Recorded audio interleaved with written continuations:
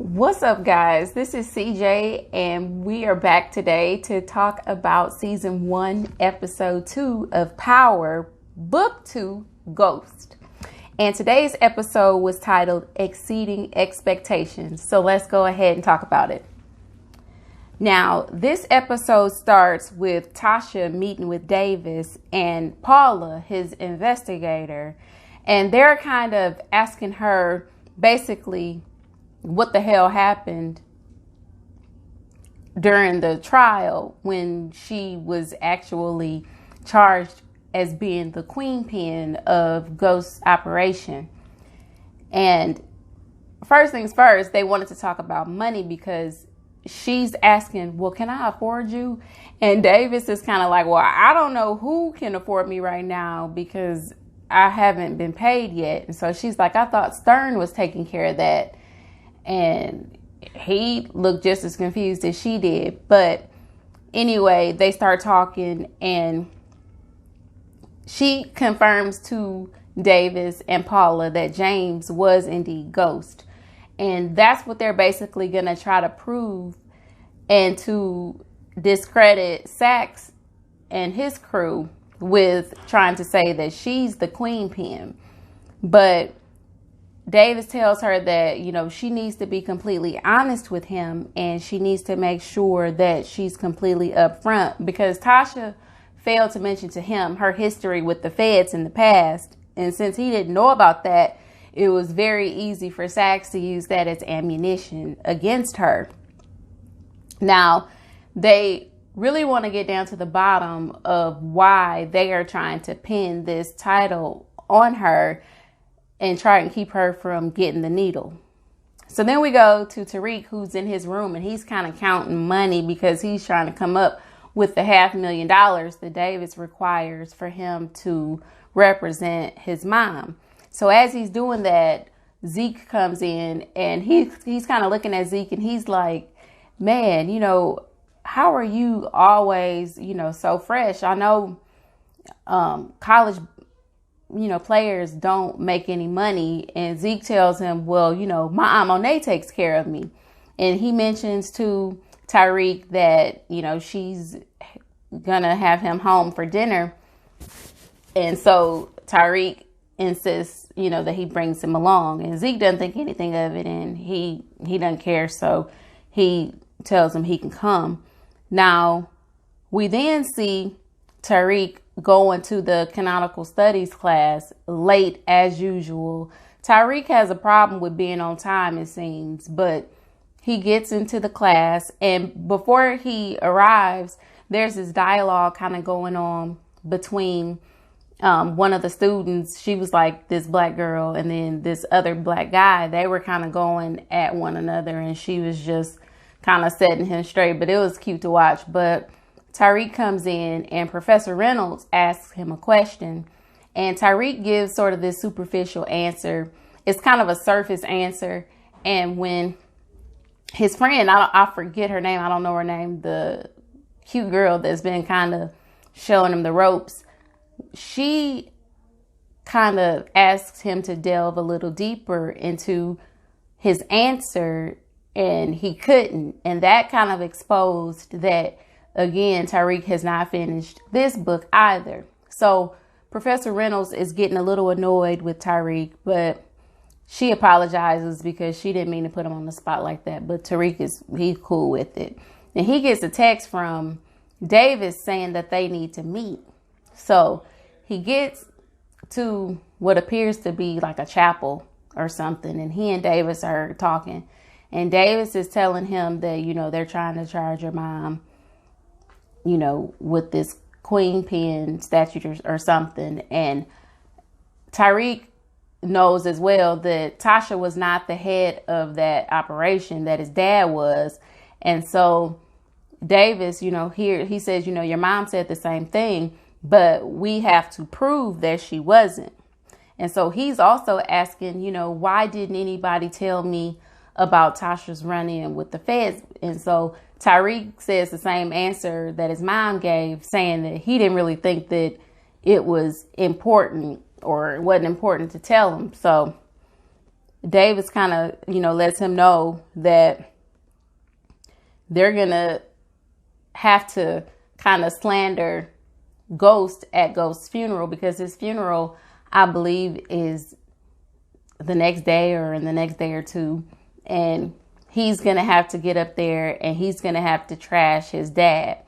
Now, Tariq is kind of feeling a little, iffy about that, which I don't really understand why, because, in the last series, you hated your dad's guts and you killed him. You didn't want anything to do with him. So now why all of a sudden is doing what your mom's attorney feels is best for her? Why are you struggling with that all of a sudden? So I was kind of confused about that. If anybody can kind of shed light on why he was having second thoughts about that, let me know in the comments. But anyway, he then is leaving that meeting and he runs into Braden, his old roommate from high school. And Braden just basically tells him that he wants to get back in the game. He wants to start back selling drugs because he liked the money that they were making, when they were doing it, as if he really needed or needs the money. They got buildings named after them, at the campus. So just somebody wanting to get into some trouble. But he tells Tariq that his brother is throwing a party that night or later on that night and he wants him to come. And Tariq's like, well, I can't make it. I already got plans. And so they kind of leave that conversation at that.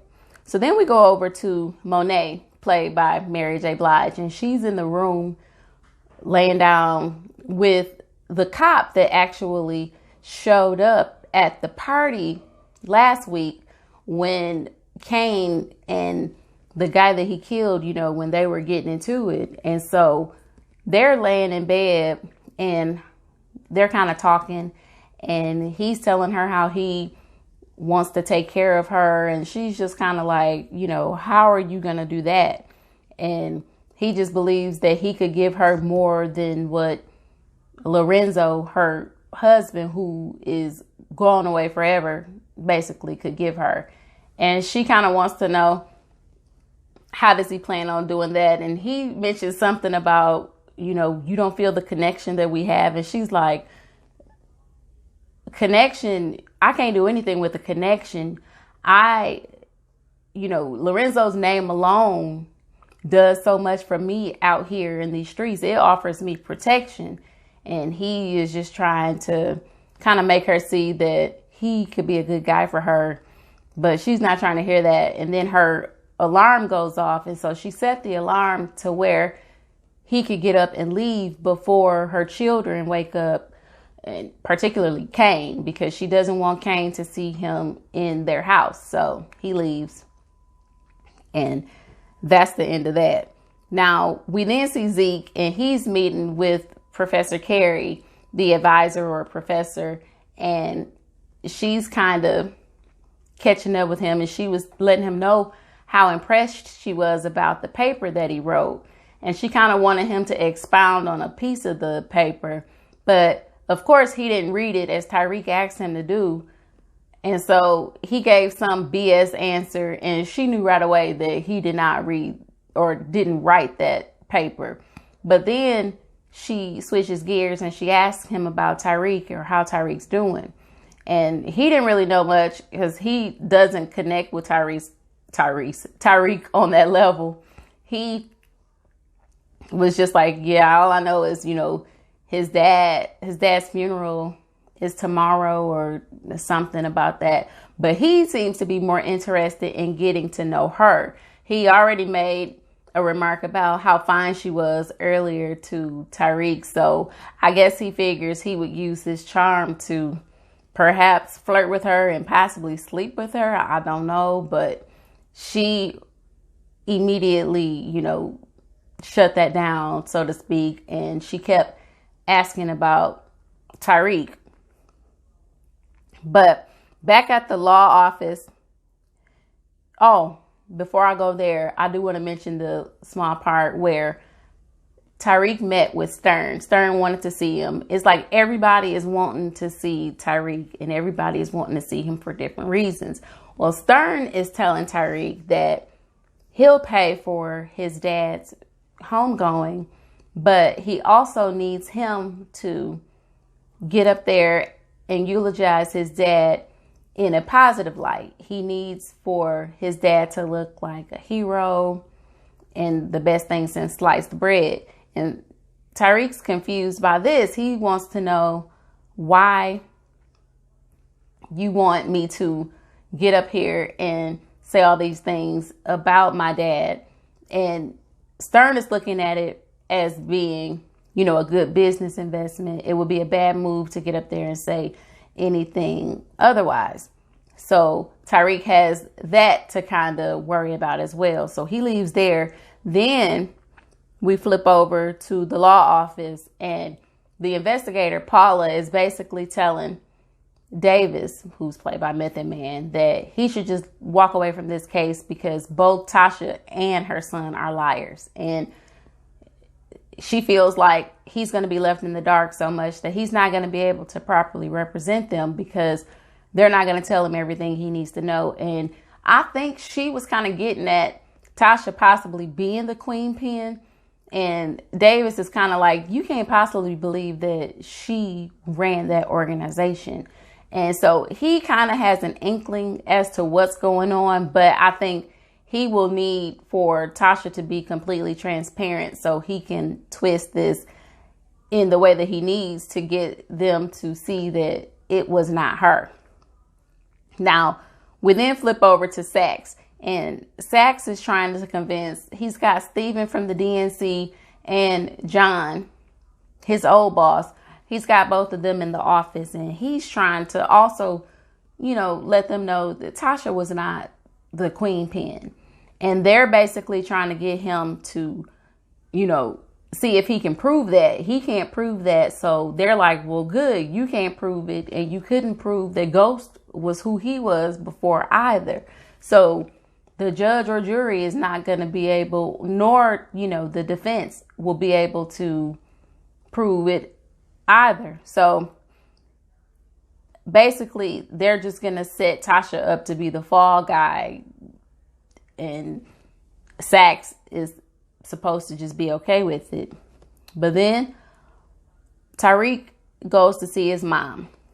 And she's trying to figure out, okay, how are you paying this high profile lawyer to represent me? And Tariq doesn't really want to get into that. And so she can't really say what she wants to say. So she asks him, you haven't opened up the daycare again, have you? And that's kind of like code because they're in jail and everybody's listening. And so that's her way of asking him, is he moving dope again to make this money? And so they switch gears about his class, and because she doesn't want to get upset and blow up their spot at the time. So they switch gears, and she knows that something is not right at this point. Now, Saxe, he assigns a investigator, I think his name was Garza. He tells him that he wants him to be lead investigator on this Tasha St. Patrick's case. And Garza wants nothing to do with Saxe because Donovan was Garza's supervisor back when all hell broke loose, and Saxe basically got that man killed. So he knows, and it doesn't make sense to him that you were here, one day, you were fired the next. There was a warrant out for your arrest. You didn't get arrested, but now all of a sudden, you got a promotion. Something is not right. Something in the milk is not clean with you, and I don't want anything to do with you. And you've got Saxe kind of trying to convince him that everything is fine, and he knows that he might not have done things by the book, but he has always wanted to see the bad guy go down. And he tells him that, well, you can run this investigation completely by the book any way you want to run it. And so Garza's like, well, that's the only way that I'll do it. Any slip ups, and I'm out. So now we'll see someone else. Hopefully nothing happens to this innocent man who wants to do right. But that just kind of seems to be the name of the game in Power. So hopefully he'll survive. Then Carrie, Professor Carrie, I'm going to call her. She meets with Tariq and she tells him that she hears that he's struggling in his canonical studies class.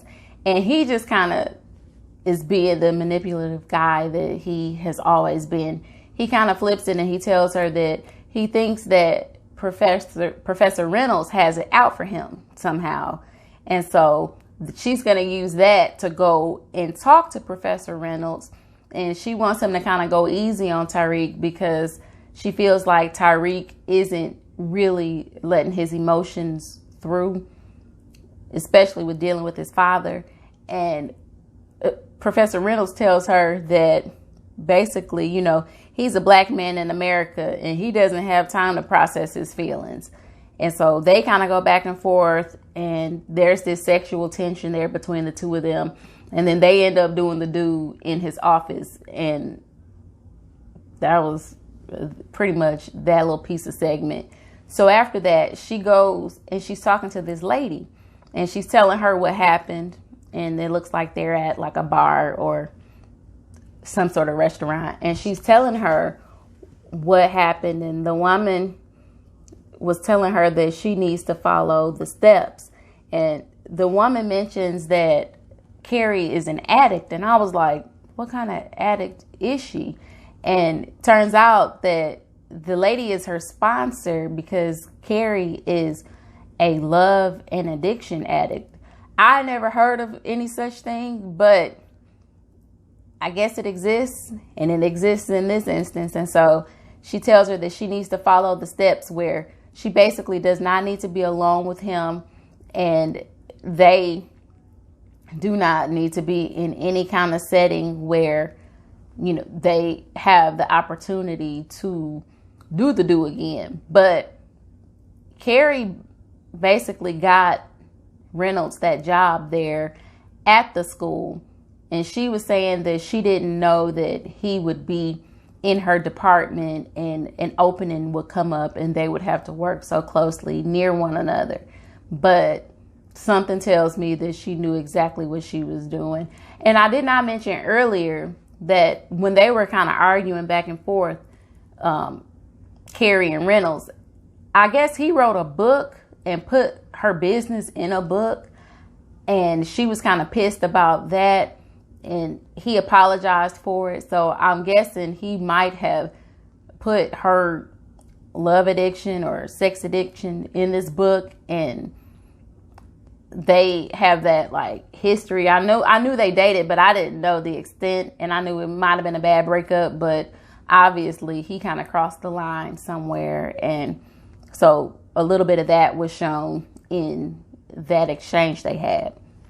But then moving over to Tariq, he and Zeke are now at Monet's house, and the whole family is at the table and they're having dinner, and they're all just kind of talking. She's letting Monet's letting Zeke know that, he better be out on that court and soon. And he's like, yeah, I will be, because Tariq is going to make sure of it.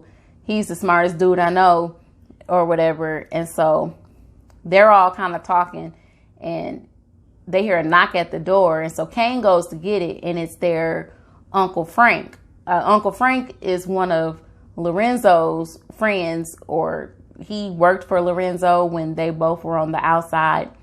And he kind of showed up unannounced, and Monet was just kind of like, Frank, what are you doing here? He's greeting the family and he's asking Tariq, do I know you? And Tariq's just kind of like, he was quiet. He was just kind of letting the scenario play out. And Monet's like, how'd you get out so early? She was like, I know it wasn't for good behavior. And he was like, well, I'm out. And Lorenzo said that he promised, that you would help me when I got out. And so Monet was like, I know that's a lie because Lorenzo never promised anybody anything. So she knew that was a lie, and everybody around with common sense knew that something was up. So she then says, okay, well, she tells the other son to go and take Frank and talk it out or whatever. And she then makes, everybody, she ends dinner basically. And she tells Cane he needs to take Tariq home, and tells Diana that she needs to clean up the table. Because Frank made a kind of lewd comment to Diana. He tells her that she was filling out, quite nice. And that was sick, but it did make her uncomfortable too, because you could tell by the way she looked. But anyway, dinner is over at this point. Zeke had been drinking, so Monet said, you're going to stay here. Tariq, you need to take your ass back to school. So Cane takes him back to school, but while they were leaving, he pulls off and he gets Tariq out of the truck, and he tells him, what happens at our house stays at our house. And so Tariq's like, yeah, that's fine. He was like, that's fine and good, but you need to know that your Uncle Frank is a rat. And so he was like, don't be talking about my family or whatever. And he was like, man, anybody with common sense knows that probation hearings take months. He was like, and rats normally get out quickly and quietly, and nobody, really knows a thing. He was like, so y'all need to pay attention.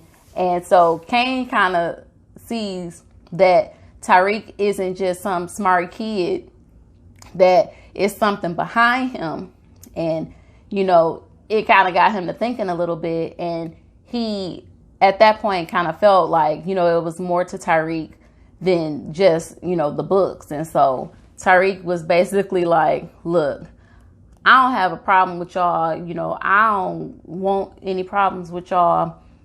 I'm not a threat. Trust me. And so he was like, now, you take me back to school now. So he gets back in the car, and Cane's kind of like, well, damn, and he gets him back in the car and he drops him back off at school. Now, back at the house, everybody pretty much concludes, Monet, her daughter, her sons, they all conclude, okay, yeah, Frank is definitely a rat. Frank snitched somehow to get home. And now they want to know, what he volunteered to do or what he gave up to get out. So she kind of insisted that Diana go and talk to Frank just because she saw the way he looked at her. And I don't know if she was volunteering her up to kind of use what she had to get information out of him. That part was kind of hairy to me, but that was what I picked up from it, because at first I thought she was talking about Tariq, but she wasn't talking about Tariq. She was talking about Frank. But I just thought that was strange that you would kind of volunteer your daughter up in that way. But I guess, if you run in that kind of organization, sometimes y'all got to do what you got to do. But then we go to the jail where Tasha is, and Tasha's kind of lurking behind the wall, and she hears an inmate and the guard that's been giving her grief. They're kind of going back and forth, and the inmate is telling the guard that she needs to get her a morning after pill, and she needs to get it now. And so the guard's kind of like, what do I need to get you a morning after pill for? Who you been sleeping with in the prison? And so she was like, you heard what I said. You better get it. Otherwise, I'm going to turn, this whole cell block against you.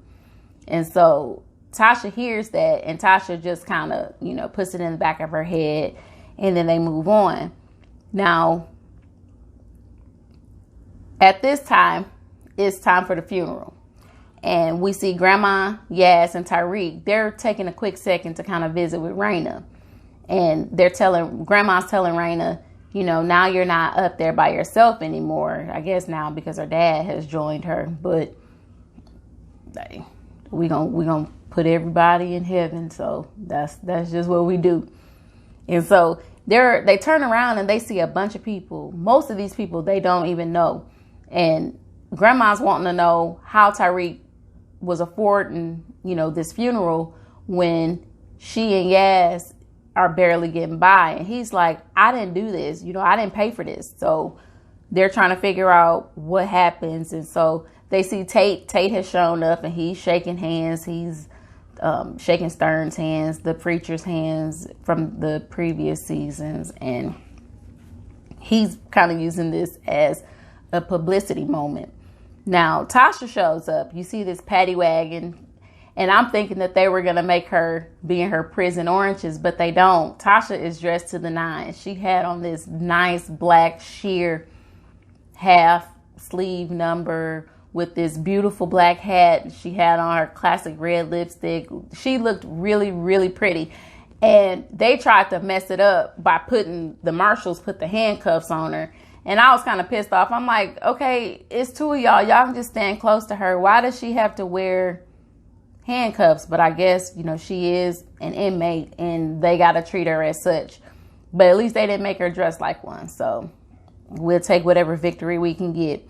Now, at this point, Tasha had volunteered to speak at the funeral because Tariq didn't want to. He didn't want to do what Davis wanted him to do, and he did not want to do what Stern wanted him to do. So he volunteered. His mom said that she would do it. And, she pretty much didn't have anything to lose and she wanted to do it. And so when she got there, Saxe and everybody else, I guess, had the gag order put in place to where she couldn't even talk at the funeral. So she couldn't say a word. So therefore, she wouldn't be able to eulogize Ghost. So now they're like, well, who's going to do it? Tate's like, I'll do it. Tariq's like, nah, I'm going to do it. So they want to know what he's going to say. He gets up there and he gives a really powerful eulogy. He kind of talks about one side wants me to demonize my father. The other side wants me to make him look like a saint. Well, my dad was neither of those things. My dad was very complicated, and I'm still learning things about my dad now, even in his death. And I realized basically that I am the manifestation of something that my dad could never become. And he gives that was kind of the condensed version of what he said, but he kind of used the book that everybody had been wanting him to read from his class. He kind of took little tidbits from each of those things and he put it in the eulogy. And with that, he pleased the defense and the prosecution, so to speak, in doing that. So everybody was pleased. And so after the funeral, Tasha sat there for a minute and she was kind of devising a plan to get up and get a message to Tariq. She jumped up and she told him really quickly that she needed him to get a morning after pill to her. And so the marshals was like, no talking inmate, no talking inmate. And then they take her and they pretty much whisk her away. So now we see Frank, and Frank is at the bar and he's sitting down having a drink. Then we see Kane, who slides into the bar and he quietly locks the door and he comes up behind Frank and he blocks him over the head, knocks him out, takes him down into a basement or wherever he takes him, shoots him. Then they cut him up. This was a gruesome scene. They cut him up, then they take him out and they removed his body in kegs. That way, kegs coming out of a bar, there's nothing suspicious about that. So they take him away and they dispose of him. So now the Frank problem is over and done with. We then later see Diana comes to Tariq's room and she just kind of wants to pick his brain a little bit. She's asking him how he knew that Frank was a snitch. And so they tell him, he kind of tells her that it didn't really take a rocket scientist to figure it out. Anybody with common sense knew that something wasn't right about dude. So he asked her, how often does she talk to her dad? And she's like, yeah, why? And he's like, well, do you think that your dad could get something for my mom on the inside? And he told her that, he needs to get his mom a morning after pill. So she didn't see why that would be a problem. And she goes to her mom later and she tells her mom that she went to talk to Tariq and that Tariq needs a friend on the inside. His mom needs a friend on the inside, and could they get a morning after pill to her? And Monet didn't see why that would be a problem, so they make it happen. Tasha's coming back to her room and she sits on her bed and she finds that she has a book. And it's the same book that Tariq has been reading for his canonical studies class. And so she opens it up and she sees inside the book, there's a morning after pill on one side and then a cutout with a cell phone. So she gets the cell phone and she calls Tariq, and he just happened to be coming back in the room and he sees his phone ringing. He picks it up and she just kind of is asking him, what she couldn't ask him while he was there. How are you paying for Davis to represent me? She was like, do not get in any trouble. Don't. He tells her that he thinks that he has found a way to make it happen, and how Ghost used to say, the only thing that is going to come from selling drugs is death or jail. Well, he feels like he has found another way to do it. So she is worried about that, but she just lets him know that she was proud of him and what he said at the funeral. And she kind of thanked him for coming through for her getting that pill. So then we see later on that evening, Kane is on his way home, but when he's getting there, he sees the cop again. And this time the cop still is in his regular police vehicle, but he's in regular clothes. And he comes up to the house with an envelope in a box. So Kane keeps going because he doesn't really know what it's about, but he has taken note that this cop, is coming to his house. So when the cop comes in, Monet's like, what are you doing here? And he brings her some liquor in an envelope. And the envelope basically confirmed what she already knew about Frank being a snitch. And so she's asking him, well, how in the world do you call yourself protecting me when you allow a snitch to come in my house? And so he claimed that he didn't know at the time, and just kind of assures her that something like that wouldn't happen again. And so she tells him that she needs him to find out everything he can find out for her about Tariq St. Patrick. And then the episode goes off. So I know there is a lot with this episode, and I tried to condense it as much as I could without it being too fast and leaving out too much.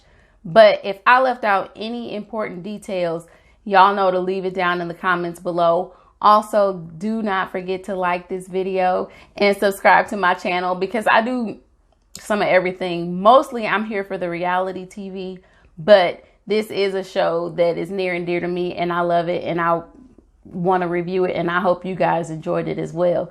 So until the next time, I'm out, and y'all continue to enjoy the rest of your weekend. Peace.